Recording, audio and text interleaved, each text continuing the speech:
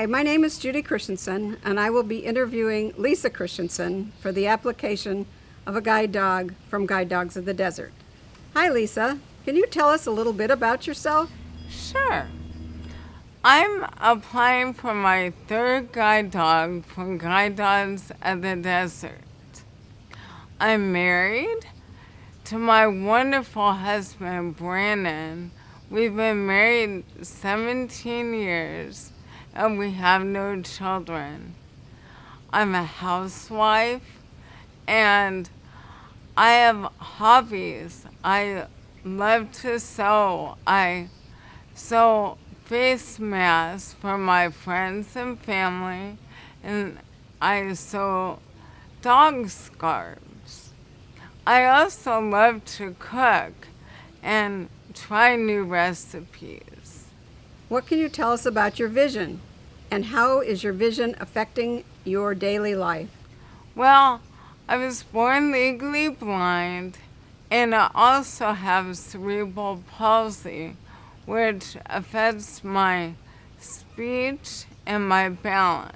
My vision is diagnosed as optic nerve atrophy, and I see 2300 under my left eye and 2200 under my right. This is a permanent disability. And because of this, daily life is hard. Not only can I not see, my balance is very unpredictable. When I walk, if there's a little crack in the sidewalk or an obstacle that I cannot see, I often will trip and fall. And this gives me a lot of anxiety to go out in this big world and try and do it on my own. When I've had a guide dog, I've felt so confident and comfortable and not so afraid of falling all the time. And not only can I not see the obstacles in my way, I can't read the street signs. And navigation is very difficult. And when I'm at home, I have to use e-powered magnification reading glasses to read, to sew, and to read my recipes. However, I do get by. I've had to learn how to do this from birth. Tell us why you are applying for a guide dog and the reasons you chose Guide Dogs of the Desert. Well, I'm applying for a guide dog because I want my independence back. I want to feel more stable. I want to feel more comfortable and not so afraid of falling or hurting myself. And I'm applying for Guide Dogs of the Desert because I've had all my guide dogs from them. And I trust them. I trust their judgment, and there's nowhere else I would go. Have you ever had a guide dog or attended guide dog school? Well, in 1999, I got my first guide dog. His name is Gaston. I went to the guide dog school for 28 days, and when they brought me Gaston, I remember I cried. I was so happy. He was so beautiful, and I knew my life was going to change when I got home, because I had always lived in a bubble. I was very sheltered, and I never went outside that bubble. For the first time, I had freedom. I was able to go out on my own, be independent, and I went places I never thought I could go before. I traveled on the airplane all by myself, and my dog even found my husband for me.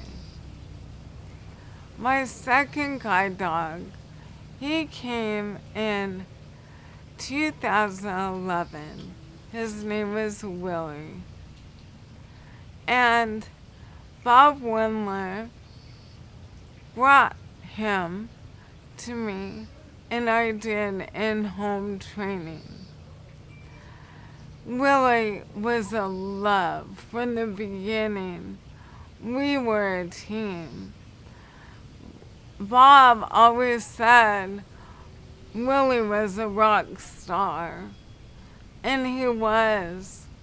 When he first worked with me, it was like we worked together forever.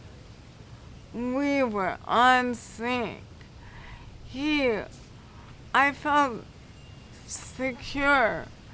He would save me from falling, and whenever I lost my balance, he was there. He was there to hold me up, and life was wonderful. I went on the bus, I went on Ubers, I went on planes, I went everywhere. My husband, Willie, and me, we were a team.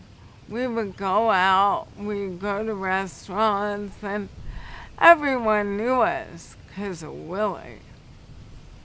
And that's why I want that feeling again. I want to feel stable when I go out and not so worried. Have you had orientation and mobility training? And how long have you been an independent and confident traveler? I took that in 1998, right before I got Gaston. I had to take mobility training in order to receive Gaston. And when I first took it, I never knew anything about the white cane. I was 29 years old and had never been out of my little bubble because I was too afraid, and my parents were too afraid. And so I took orientation and mobility training. I learned how to cross busy intersections and stop signs, and how to read traffic, how to listen, how to find landmarks, how to find my way around. And I felt confident, but I still had the anxiety of falling. It wasn't until I got Gaston that I felt confident. I've been an independent, confident cane traveler since I took mobility and orientation. I I'm confident. I know how to get my way around. I know my orientation. I I'm confident in that. And but a guide dog makes me more confident in how I get around. Please describe your home environment. Okay, well, I live in a 2-story, 3-bedroom, 3.5 bath home in Carlsbad.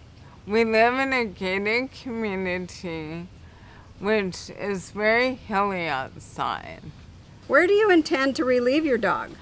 On the left side of our house, we have a dog run, so I intend to relieve my dog there. And if we're out, I will relieve him in any designated area for dogs. And of course, I will pick up after them. Who else lives in your home? Do they understand that unlike a pet, your guide is a working guide and that you, as the handler, are responsible for the physical care and maintenance of the guide dog's specialized training? Who lives with me is my husband, Brandon, and yes, he does understand. He has gotten two guide dogs, from Guide Dogs of the Desert, and he retired his last dog a few years ago and is trying it without a dog right now. But yes, he totally understands that I take care of my guide dog, and it is my guide dog. Describe the types of areas where your dog will be working. Well, I go to physical therapy twice a week, so my dog will work there. I go grocery shopping, and I take the Uber, Lyft, the bus. I go to the doctor, and we also have a vet and a dentist within walking distance. I also walk in our community a lot, and I go get the mail, and so my dog would have to work me on the hills in our community. Do you volunteer or work outside the home? No, I don't. Because of my disabilities and my husband also is disabled, it's very hard to let alone take care of the house, ourselves, and everything else. And then we have our other appointments that we have to do that we just don't have time. In relationship to the 28-day campus training and factoring in the qualities of the compatible dog handler, is there any health information that you think we should know about? Well, as you know, I have cerebral palsy. I also have some other health issues, which is why I'm vegan. I do not eat dairy or any meat, any animal product. Do you have canine allergies, or does anyone in your immediate family have an allergy? No, they don't. Other than understanding basic guide work, please describe the 3 most important traits you feel you need in a guide dog, and when it's working, explain the reasons. Well, okay. I need a dog that can give me support when I need it. When I'm losing my balance, I need that kind of dog. I also need a calm dog Because of going to physical therapy, I need a dog that can lay there right by my table while I'm doing my PT and not get up and run around. I also want a dog that is alert and focused. I need them to be on task and not easily distracted, and just know when I'm ready to get up and go. When your guide dog is not working, what personality traits would you like to see in your guide? Well, I would love a affectionate dog. Because I have no children, I have a lot of love to give. And I would love that love in return. I also would love a playful dog, because when a dog has worked for you, I think it's important when they're home that they're a dog, that they can have fun and play around and be goofy and just let it all go. And I also would like a friendly dog, one that loves my friends and family, and that especially would get along with my mother and father-in-law's dog, Bailey. Are you willing to accept the guide dog that the experienced professionals at Guide Dogs of the Desert training department select as the most compatible dog for you? Of course I am.